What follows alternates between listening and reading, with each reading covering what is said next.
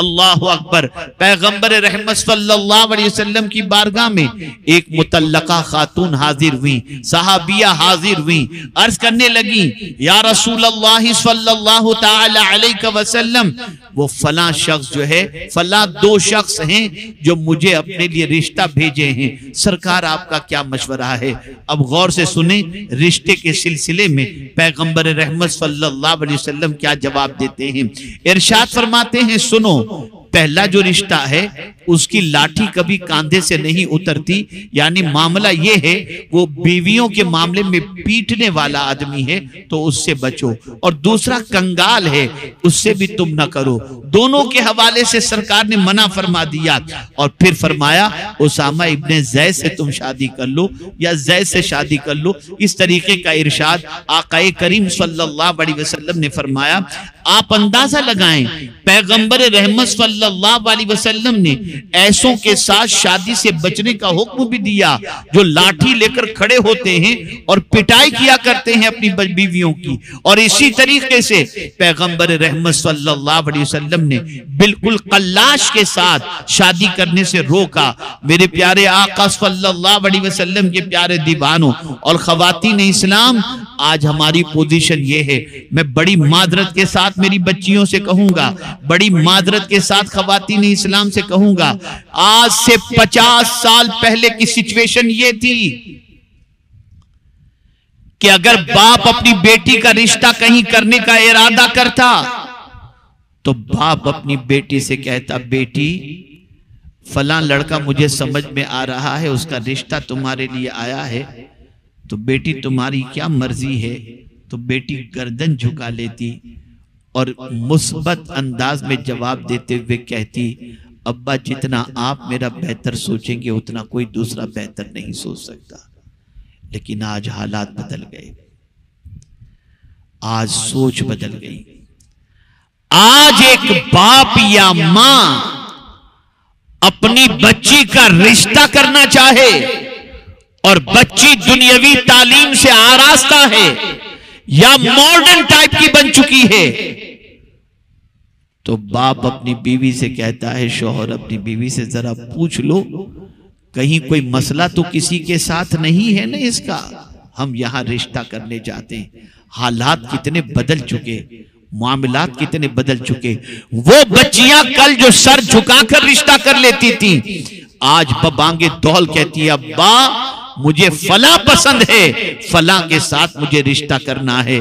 آپ ذرا سوچیں حالات کتنی تیزی سے بدل گئے، بچیاں بگڑ رہی ہیں، بچیاں برائیوں کی دہلیز پر پہنچ رہی ہیں، اور اتنی بے وقوف ہوتی ہیں بچیاں، اتنی نادان ہوتی ہیں بچیاں، کوئی حسن کی تعریف کر دے، کوئی چہرے کی تعریف کر دے، کوئی انداز کی تعریف کر دے، کوئی لباس کی تعریف کر دے، اور کوئی کہہ دے کہ میں تم پر اپنی جان قربان کر دوں گا، تو پوری زندگی بچیاں داؤ پر لگانے کے لیے تیار ہو جاتی ہیں، اور اس کے بعد چند دنوں کے رشتے کے بعد اور تعلقات کے بعد ان کو اس طریقے سے پھینک دیتے ہیں ٹیشو کی طرح کہ ان کی زندگیاں سوائے تڑپنے اور بلکنے کی اور کچھ نہیں ہوتی۔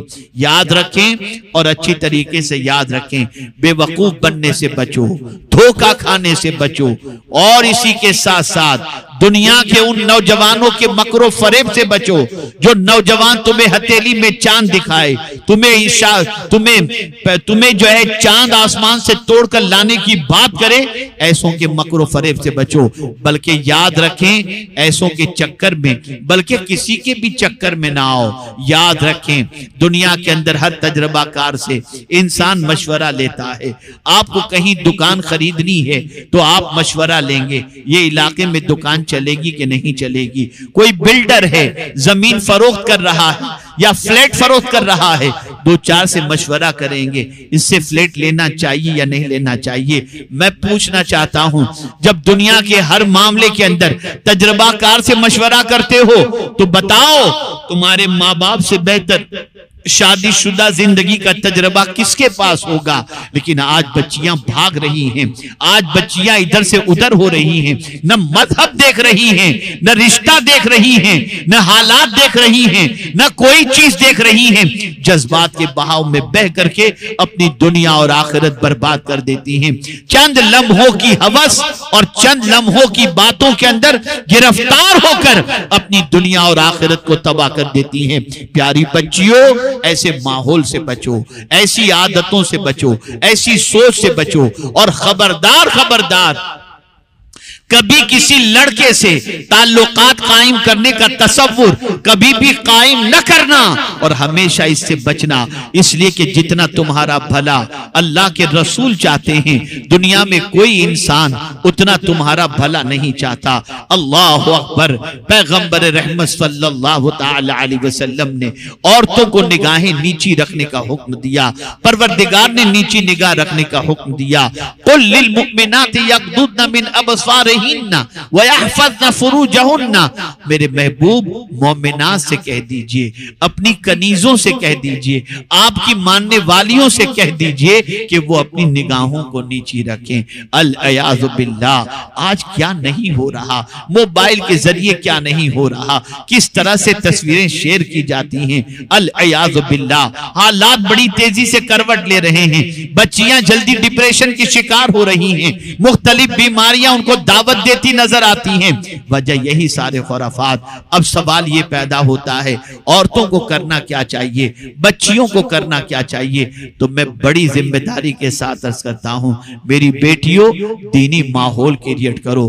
جب تم بیٹھو تو تمہاری زبان پر کسی سیریل یا پکچر کا تذکرہ یا ہیروئن کا تذکرہ یا ہیرو کا تذکرہ نہ ہو۔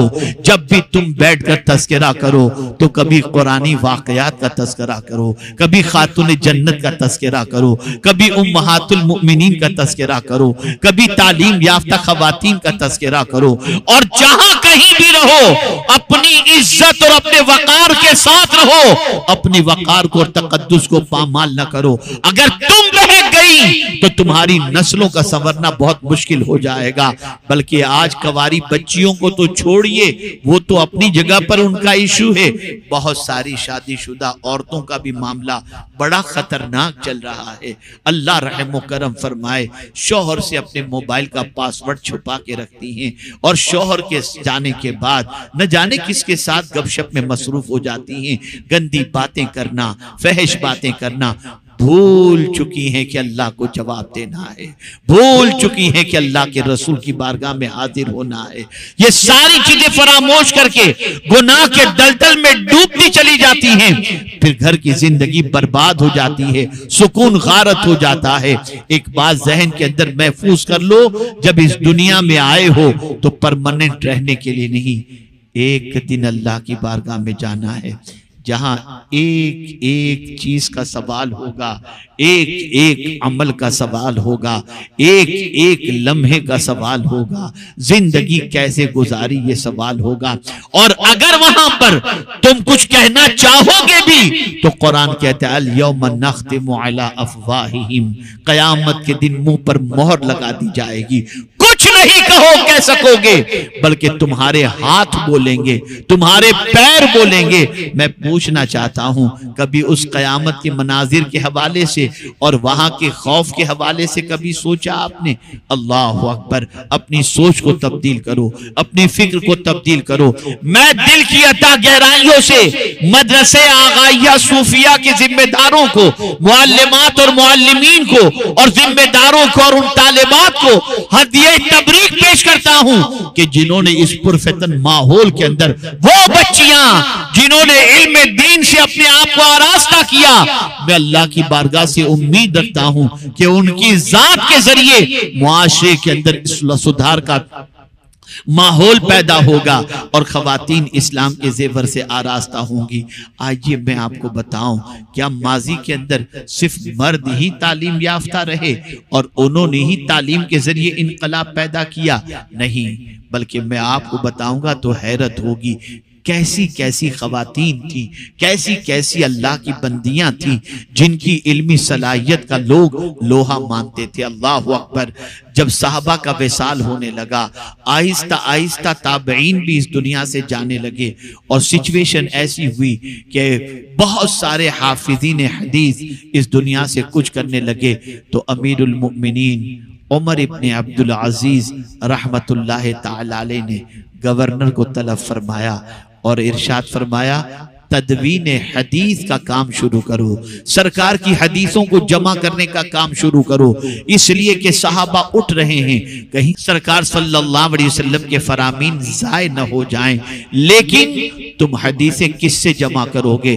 تو جانتے ہو عمر ابن عبدالعزیز علیہ الرحمت والرضوان نے ارشاد فرمایا عمرہ ابن عبد الرحمن، یہ ایک خاتون تھی، اللہ اکبر، تابعیہ میں سے تھی۔ جانتے ان کا مقام کیا تھا؟ علم کے اندر اتنے اونچے مقام پر فائز تھی کہ بڑے بڑے لوگ ان سے مسائل دریافت کرتے، یہاں تک کہ خلیفہ وقت کو بھی اگر کوئی فقہی مسئلہ سمجھنا ہوتا تو حضرت عمرہ ابن عبد الرحمن سے سمجھتے تھے، اور حضرت عمرہ ابن عبد الرحمن وہ تابعیہ تھیں جنہوں نے ام المؤمنین حضرت عائشہ صدیقہ رضی اللہ تعالی عنہ سے علم حاصل کیا تھا۔ 3 خواتین ایسی تھیں جنہوں نے علم ام المؤمنین حضرت عائشہ صدیقہ سے بہت زیادہ استفادہ کیا۔ انہی استفادہ کرنے والیوں کے اندر حضرت عمرہ ابن سعد ابن عبد الرحمن تھی، بڑی جلیل القدر تابعیہ، علم کے مقام میں، علم کے سلسلے میں، ذکاوت کے سلسلے میں، ذہانت کے سلسلے میں بڑا اونچا درجہ تھا، اور ان کی روایات کو جمع کرنے کے حوالے سے حضرت عمر ابن عبدالعزیز نے فرمایا آپ اندازہ تو لگائیں اس زمانے کی عورتوں کے علم کا معاملہ کہ جن کے دور کو خلافت راشدہ کے دور سے یاد کیا جاتا ہے، وہ حضرت عمر ابن عبدالعزیز اگر تدوین حدیث کے لیے کسی کا نام انتخاب کرتے ہیں تو وہ حضرت عمرہ ابن عبد الرحمن کا پتہ چلا۔ خواتین کا علمی کارنامہ بھی بہت بڑا ہے، ان کی قربانیوں کی وجہ سے علم بہت دور تک پہنچا، ان کی قربانیوں کی وجہ سے علم کا معاملہ بہت پھیلا، لیکن اللہ اکبر آج وہ جذبہ سرد ہوتا چلا گیا۔ خواتین جو ہے وہ علم دین کی طرف توجہ نہیں دے رہی، لیکن ایسا بھی نہیں، آج بھی بہت ساری عالمہ ایسی ہیں، بہت ساری معلمات ایسی ہیں جو علم کے سلسلے میں تگودو کر رہی ہیں، بہت ساری طالبات ایسی ہیں جو علم کے سلسلے میں تگودو کر رہی ہیں، محنت کر رہی ہیں، اور اپنے آپ کو علم کے زیور سے آراستہ کر کے معاشرے کو علم کے اندر ڈبا دینا چاہتی ہیں اور علم کے زیور سے آراستہ کرنا چاہتی ہیں۔ اللہ اکبر، وہ عابدہ بھی ہوتی تھی، صرف عالمہ نہیں ہوتی تھی، وہ بہت بڑی صالحہ بھی ہوتی تھی، عابدہ ہوتی تھی، طاہرہ ہوتی تھی، ان کی سوچ بھی پاک ہوتی، ان کی زندگی بھی پاک ہوتی، ان کا ذوق بندگی دیکھنے کے بعد ان کی شاگرداؤں کے اندر بھی ذوق بندگی پیدا ہوتا، ان کی اخلاق کو دیکھنے کے بعد بچیوں کے دل میں اخلاق کا جذبہ پیدا ہوتا، ان کی پاکیزہ زندگی کو دیکھنے کے بعد بچیوں کے دل میں پاکیزہ خیال پیدا ہوتا، اور اسی طریقے سے ان کی زندگی کو دیکھنے کے بعد ان کی زندگی کے اوپر چلنے کا جذبہ پیدا ہوتا۔ یاد رکھیں گناہوں کے راستے پر چلنے کے بعد دنیا بھی برباد ہوتی ہے اور آخرت بھی برباد ہوتی ہے، اور نیکیوں کے راستے پر چلنے کے بعد دنیا بھی سنور جاتی ہے اور آخرت بھی سنور جاتی ہے۔ اے خواتین اسلام، تم علم کے زیور سے آراستہ ہو جاؤ، ہر بچی علم حاصل کرے۔ میں یہ نہیں کہتا دنیاوی علم حاصل نہ کرے، لیکن پردے کی پابندی کے ساتھ بغیر خلط ملت کے اگر کوئی دنیاوی علم بھی حاصل کر سکتا ہو تو ان خاتون کو دنیاوی علم بھی حاصل کرنے میں کوئی مذائقہ نہیں، لیکن دین پرائیورٹی میں ہونا چاہیے۔ دین کو پہلے سیکھو، اللہ اور اس کے رسول کی بتائی ہوئی تعلیمات کو اور ارشادات کو پہلے سیکھو۔ اللہ اکبر، آپ جانتی ہو عورت کے پائے استقامت کی بنیاد پر نہ جانے کس کس طریقے سے اسلام کے اندر بہاریں آئیں۔ ایک ماں کا رول میں میں آپ کے سامنے پیش کروں۔ اللہ اکبر۔ میرے پیارے آقا صلی اللہ علیہ وسلم کے پیارے دیوانوں اور خواتین اسلام، تاریخ میں ایک ایسی ماں بھی ملتی ہے، عیون الحکایات کے اندر یہ واقعہ موجود ہے۔ اللہ اکبر۔ آپ جانتے ہیں ایک ماں کے کم و بیش 6 بچے تھے، وہ عورت بیوہ تھی اور اللہ عز و جل کی اطاعت گزار، رسول اعظم صلی اللہ علیہ وسلم کی فرما بردار تھی، زندگی گزر رہی تھی، اور یہ بچے بھی اس کے دعوت و تبلیغ کے میدان کے اندر بہت آگے نکلے ہوئے تھے، فروغ اسلام کے سلسلے میں جد و جہد کرتے تھے۔ ماں اسلام پر اتنی قائم تھی کہ اپنے بچوں کے حوالے سے بڑی فکر مند رہتی تھی کہ ان کی زندگی بھی تابناک گزرے۔ آج کی مائیں اس سبق سے، اس واقعے سے سبق حاصل کریں۔ اللہ اکبر۔ ایک مرتبہ ایسا ہوا، عیسائی بادشاہ کو پتا چلا کہ جو ہے یہ فیملی اسلام کے سلسلے میں بڑی محنت کر رہی ہے، گرفتار کرنے کا حکم دیا، گرفتار کر کے لایا گیا، اور جب گرفتار کر کے لایا گیا تو جانتے ہیں آپ، عورت اور 6 بچے موجود تھے۔ سب سے پہلے بڑے بچے سے کہا گیا یہ خنزیر کا گوشت ہے، تم اسے کھا لو۔ اللہ اکبر۔ اس نوجوان مسلم بچے نے کہا جس چیز کو میرے رب اور اس کے حبیب صلی اللہ علیہ وسلم نے حرام فرما دیا میں اسے نہیں کھا سکتا۔ کہا نہیں کھاؤ گے تو تمہیں زندہ جلا دیا جائے گا، تمہیں قتل کر دیا جائے گا۔ اس نے کہا موت سے ڈر نہیں، آخرت میں رب کی بارگاہ میں شرمندگی سے ڈر لگتا ہے، اس لیے سنو تم جو چاہو کر گزرو، لیکن میں خنزیر کا گوشت نہیں کھاؤں گا۔ ماں کے سامنے جوان بیٹے کو شہید کر دیا گیا۔ ماں نے اللہ کا شکر ادا کیا اور یہ کہنے لگی اے اللہ تیرا شکر ہے کہ میرا بیٹا حرام سے بچ کر تیری رضا کی خاطر اپنی جان کو قربان کر دیا۔ دوسرے بچے کو بادشاہ نے بلایا، کہا دیکھ اسے کہہ دے کہ یہ خنزیر کا گوشت کھا لے، ورنہ تیرے پہلے بیٹے کا جو انجام ہوا ہے وہی اس کا انجام ہوگا۔ دوسرے بیٹے کے سامنے بھی خنزیر کا گوشت پیش کیا گیا، اس نے بھی یہی کہا کہ میں جان تو دے سکتا ہوں، حرام کو نہیں کھا سکتا۔ یکے بعد دیگرے 5 بڑے بچے اس کے شہید کر دیے گئے۔ اس کے بعد عیسائی بادشاہ نے کہا دیکھیے تیرا چھوٹا بچہ ہے، تیرا آخری بچہ ہے، اب اگر یہ بچہ اس کو تو سمجھا لے کہ یہ خنزیر کا گوشت کھا لے میں اسے آزاد کر دوں گا، تجھے بھی آزاد کر دوں گا، اور پھر تم جس طرح سے عیش و عشرت میں زندگی گزارنا چاہو میری طرف سے کوئی مضائقے کی بات نہیں۔ جا لے جا اپنے بچے کو اور تھوڑا سا سمجھا دے۔ ماں اپنے چھوٹے والے بچے کو لے کر جاتی ہے اور کنارے لے جا کر کہتی ہے بیٹے ایک بات تجھ سے کہنا چاہتی ہوں، بتائیے ماں کیا کہنا چاہتی ہو؟ ماں کہتی ہے بیٹے سن، تو جب بہت چھوٹا تھا نا، جب پیدا ہوا تھا تو بہت کمزور تھا، مجھ پر تیرے ڈبل حق ہیں۔ ہر ایک کے لیے قرآن کا حکم ہے کہ 2 سال دودھ پلانا چاہیے، لیکن تو اتنا کمزور تھا کہ میں نے دوسرے بچوں کو تو 2 سال دودھ پلایا، لیکن مجھے تیری طاقت کے بارے میں خیال تھا کہ تو کمزور ہے تو میں نے تجھے 2 سال سے زیادہ دودھ پلایا ہے۔ لیکن بیٹے آج میں سخت امتحان کے اندر ہوں، میں ڈر رہی ہوں کہ کہیں تجھے یہ خنزیر کا گوشت پیش کریں اور تو خنزیر کا گوشت کھا کر مجھے رسوا نہ کر دے۔ ماں کی بات یہ سننے کے بعد بیٹا کہتا ہے ماں میں تو ڈر رہا تھا کہ کہیں تم مجھے کنونس کر لوگی اور مجھ سے کہو گی کہ میں خنزیر کا گوشت کھا کر کے بچ جاؤں تاکہ تمہاری خدمت کر سکوں، لیکن میری ماں تم نے مجھے حوصلہ دیا ہے، ماں یقین رکھو میں حرام چیز کو نہیں کھاؤں گا۔ اللہ اکبر۔ پھر وہ بچے کو کہتی ہے جا بیٹے۔ جیسے ہی وہ پہنچا بادشاہ نے کہا سمجھا دیا تم نے اپنے بچے کو؟ خاتون نے کہا ہاں میں نے اپنے بچے کو سمجھا دیا ہے۔ بچے سے کہا بیٹے خنزیر کا گوشت کھا لو۔ بچے نے بہت جلال بھری آواز کے اندر کہا میں جس چیز کو اللہ نے حرام فرمایا اسے نہیں کھا سکتا۔ اس نے اس بچے کی چمڑی ادھیڑ دی، اس نے بچے کو زندہ کاٹا اور کاٹنے کے بعد بچے کو شہید کیا، خال اتار دی۔ ماں اپنے بچے کی یہ کیفیت نگاہوں کے سامنے دیکھتی رہی اور پھر اللہ کا شکر ادا کرتی رہی، مولا تیرا کرم ہے کہ میرا بچہ حرام سے بچ کر شہادت کا مرتبہ پا چکا ہے۔ اللہ اکبر۔ پھر اس ماں سے کہا گیا اب تو کیا چاہتی ہے؟ زندگی عیش کے ساتھ گزارنا چاہتی ہے تو خنزیر کا گوشت کھا لے۔ برجستہ اس ماں نے جواب میں فرمایا میرے 6 بیٹوں کو شہادت کا جام نصیب ہوا ہے، جس ماں نے اپنے بچے کو حرام سے اتنا بچایا ہو وہ ماں کس طریقے سے حرام کی مرتکب ہو سکتی ہے، میں اسے ہاتھ تک نہیں لگا سکتی۔ اس خاتون کو بھی شہید کر دیا گیا۔ انا للہ و انا الیہ راجعون۔ عرض کرنے کا منشا یہ ہے ماؤں کو ایک فکر تھی کہ بچے حرام سے بچیں چاہے اس کے لیے جان دینی پڑے۔ کیا آج ہماری مائیں اور ہمارے دور کی خواتین اپنے بچے کو حرام سے بچانے کے لیے اس طریقے کی کوشش کرتی ہیں؟ ارے حرام تو سوچو، نماز کے لیے اپنے بچوں کو تیار نہیں کرتی۔